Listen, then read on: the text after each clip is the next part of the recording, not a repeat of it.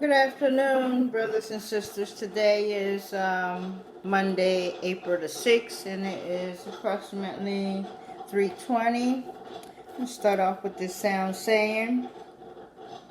This one is coming from Isaiah 41:10a. It says, "Fear thou not, for I am with thee. Be not dismayed, for I am thy God. Fear thou not, for I am with thee. Be not dismayed, for I am thy God." Isaiah 41:10. The back is coming from Revelations 3, verse 10. And it says, "Because thou hast kept the word of my patience, I also will keep thee from the hour of temptation. Because thou hast kept the word of my patience, I also will keep thee from the hour of temptation." Okay, we're going to finish up this story that I've been trying to read for the last 3 days. Actually, we have one more chapter after this.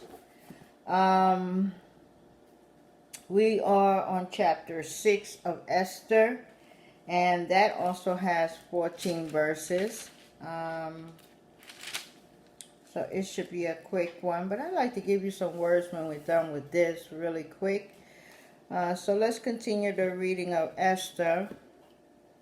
Now, Esther has she has prepared this feast for the king, and she has invited Haman to come to the feast. And of course, Haman, his chest is all stuck out now because of the he was promoted, and he is boasting to his friends about his promotions, about all the wealth he has, about all the children he's been blessed with. So he's feeling pretty proud right now, but that'll soon turn to shame as we read along in the story.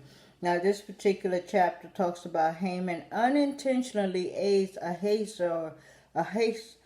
Ahasuerus' effort to honor Mordecai. Now, this is going to be a little funny because Haman is thinking that the king is speaking of him, but he is actually speaking of Mordecai. So this is going to scratch his nerves a lot more than he's been agitated recently by Mordecai. Okay, so a lot of this is just one color, and that will be silver for history. And as always, I will be incorporating the New International Version as well. So I'm going to kind of read halfway, and then we're going to take it halfway from the New International Version. It says, "Haman unintentionally ate Ahasuerus' effort to honor Mordecai. On that night, could not the king sleep, and he commanded to bring the book of records of the Chronicles, and they were read before the king." Verse 2, "And it was found written that Mordecai had told of Bigthana and Teresh, two of the king's chamberlains, the keepers of the door, who sought to lay hand on the king Ahasuerus.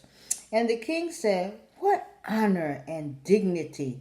So Mordecai did something that saved the king's life. Okay, this is all coming into play now. "And the king said, 'What honor and dignity has been done to Mordecai for this?' Then said the king's servant that ministered unto him, 'There is nothing done for him.'" So he's asking, have we done anything to reward him for his good deed? And thus far his servant said no. Okay, 4, "And the king said, 'Who is in the court?' Now Haman was come into the outward court of the king's house to speak unto the king to hang Mordecai, okay, on the gibbet that he had prepared for him. So while the king is discussing one matter about Mordecai to one servant, the same one that has hatred for him is coming in to ask the king if he can hang the one he's speaking of. Okay, so let's see how this unfolds. "And the king said, 'Who is in the court?' Now Haman was come into the outward court of the king's house to speak unto the king to hang Mordecai on a gibbet that he had prepared for him. 5.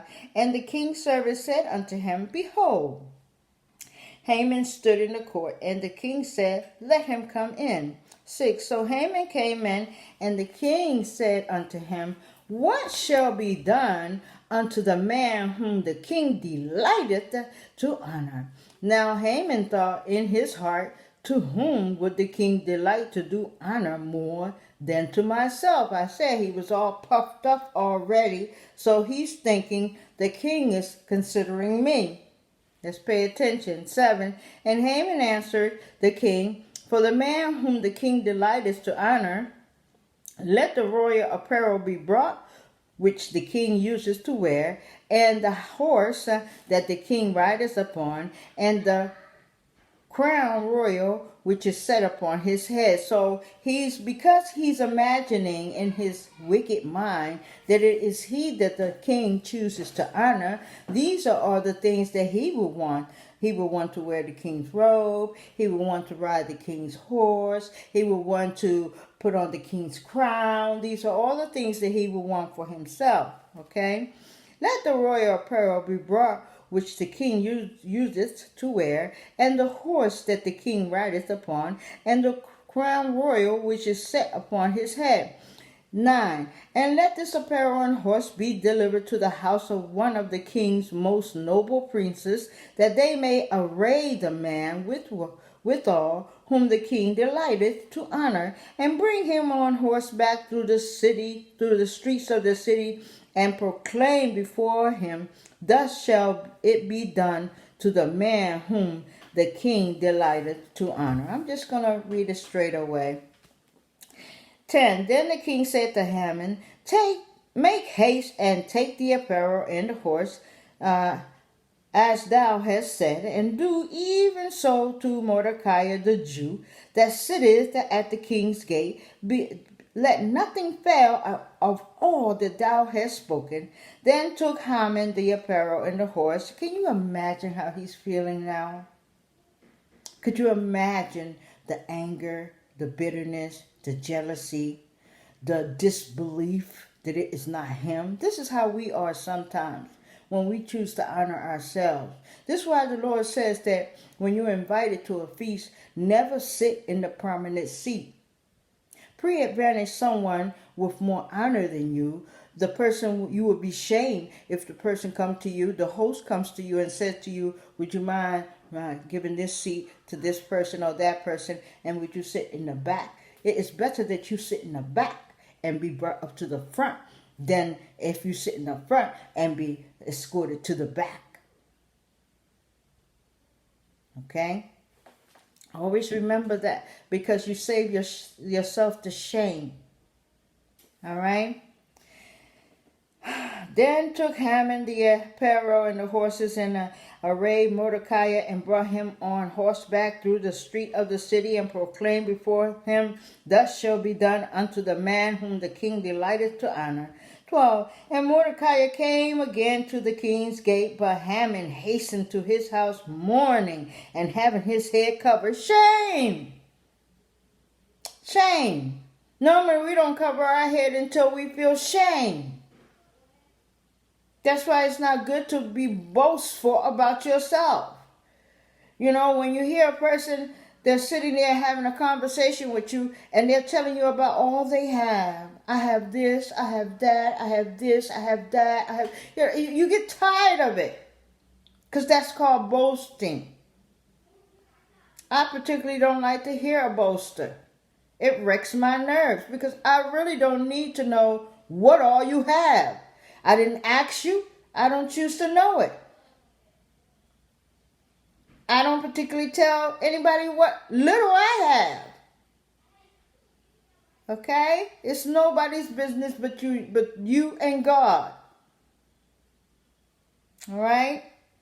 And Mordecai came again to the king's gate, but Haman hastened to his house mourning and having his head covered.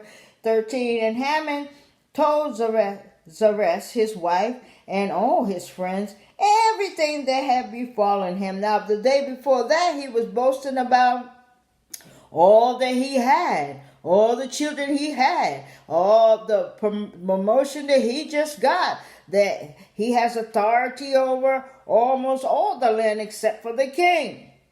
It don't pay to boast because no one knows tomorrow. That's why it's not good to do that which is evil, because no one knows tomorrow. So that person who you mistreated today, well, tomorrow may come and the table will be turned. Let it be that person will have mercy on thee and forgive thee for your sins. But God, who will also have mercy on you and forgive you for your sin, he will still hold you liable for your iniquities. Period. In the same way that Jacob stole from his brother, the Lord met him on his way, made him his favorite, but he still held him liable for what he did to his brother through his father-in-law. Because he saw one woman, which he wanted, and on a wedding night, he thought he was marrying that woman. Well, he woke up to the sister, Leah. Okay? So the same thing that he had done to his brother was done to him times 2. And that same principle still is the same today, tomorrow, forevermore. All right? And Haman told Zeresh, his wife, and all his friends, everything that had befallen him. Then said his wise men and Zeresh, his wife, unto him. Now they're going to be a little wise now. Now they might give him some wise counseling.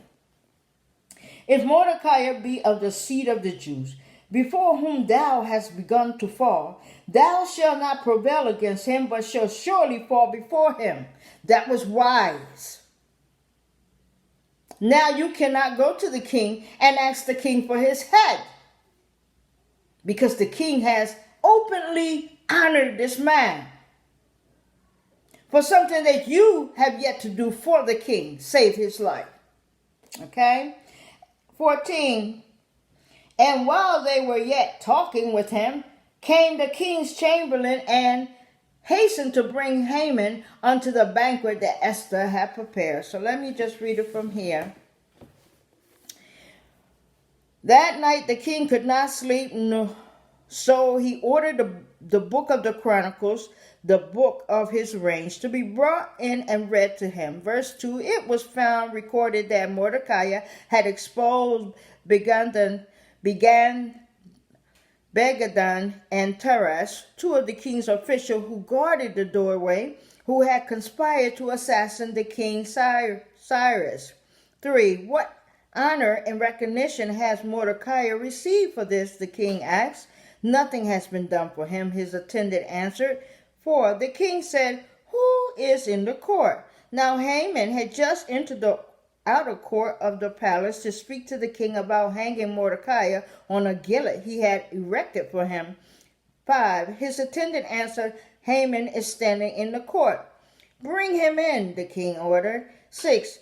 When Haman entered, the king asked him, what shall be done for the man the king delighteth to honor? Now Haman thought to himself, who is there that the king would rather honor than me? 7. So he answered the king, for the man the king delights to honor. 8. Have them bring a royal robe the king has worn, and a horse the king has ridden, one with a royal crest placed on his head. 9. Then let the robe and the horse be entrusted to the one of the king's most noble princes. Let them robe the man the king delighteth to honor, and lead him on the horse through the city streets, proclaiming before him, thus is what is done for the man the king delighteth to honor.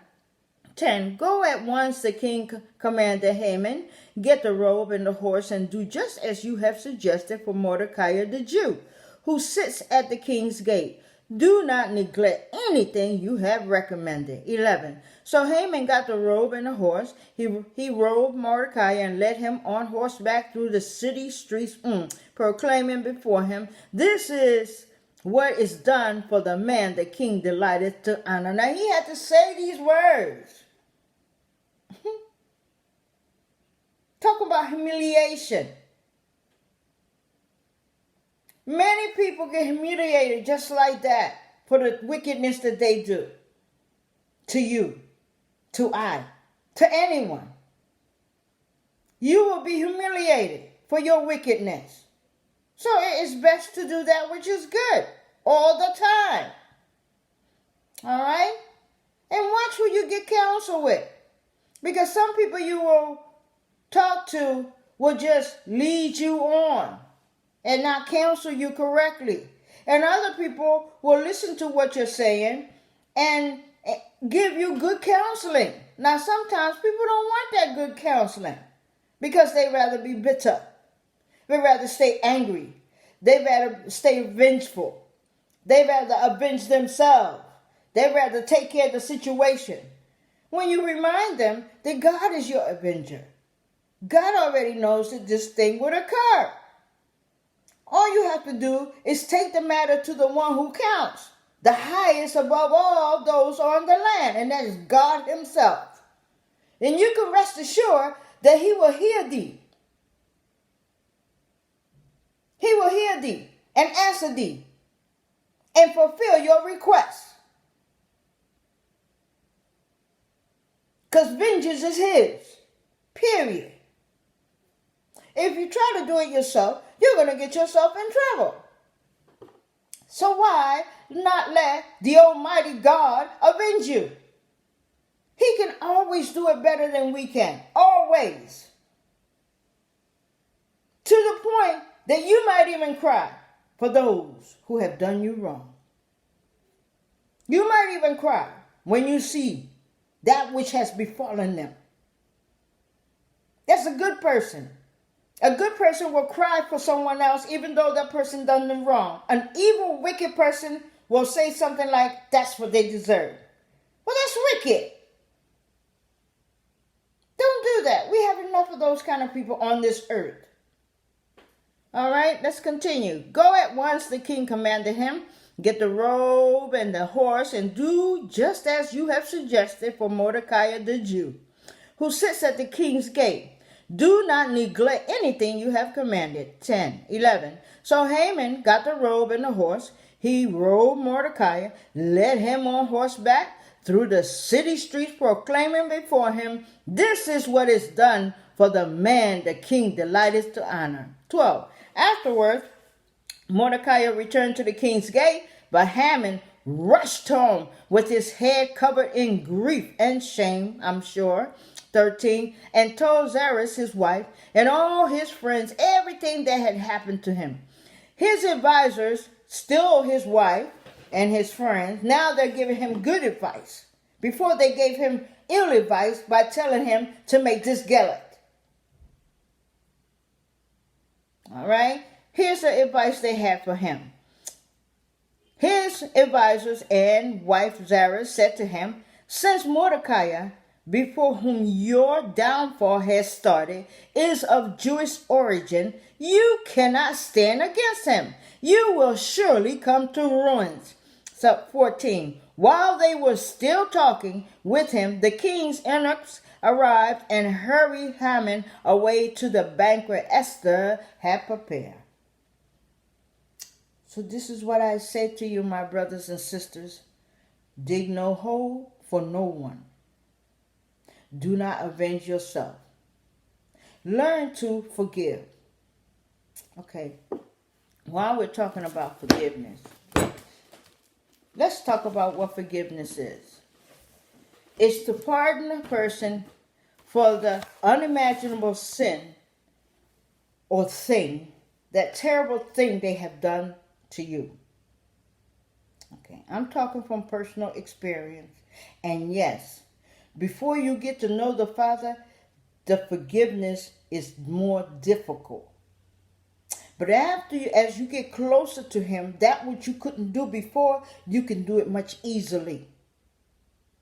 Okay? That means that you must continue to love that person, because love is what? Precious.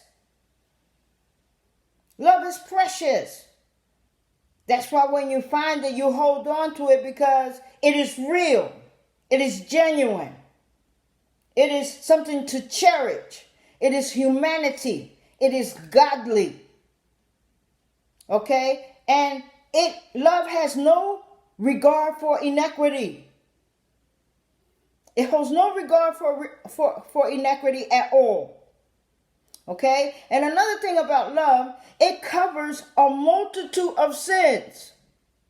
So if I knew all this at my age now, when I was in my 30s and my marriage was falling apart, I would have handled it differently. So when we get married, America, we say those words, for better or for worse. We can take all the better, but as soon as it gets worse, we forget that we said for better or for worse. So we have to learn to what? Forgive one another for our offenses, because that love covers their iniquity. And that is the godly part, because it's a godly and divine thing to forgive. Man is going to irk. That's what we do. Okay? But learning to forgive is a divine thing. And regardless of the offense, forgiveness is a must. You must still forgive that individual. God will always reward you for that which you do that is good in His sight. And you will clear your mind, clear your heart, clear your spirit of all that gunk. So if you have a hard time forgiving, start off with someone who you have yet to forgive. All right? Because as we say, it is humanity, it is precious, it is godly, and it holds no regards for your iniquities. That is what we get from God. Every time we kneel down and ask Him for His forgiveness, He forgives us. He covers us with His love. So that's the example that we must do when we forgive another. Thank you very much for listening to us here at Spiritual Water. My name is Brenda Guerrero, and as always, may the peace of God surround you. May the protection of God keep you, and may the will of God for your life come from thee. Thank you. Enjoy this day, and be very careful if you must travel.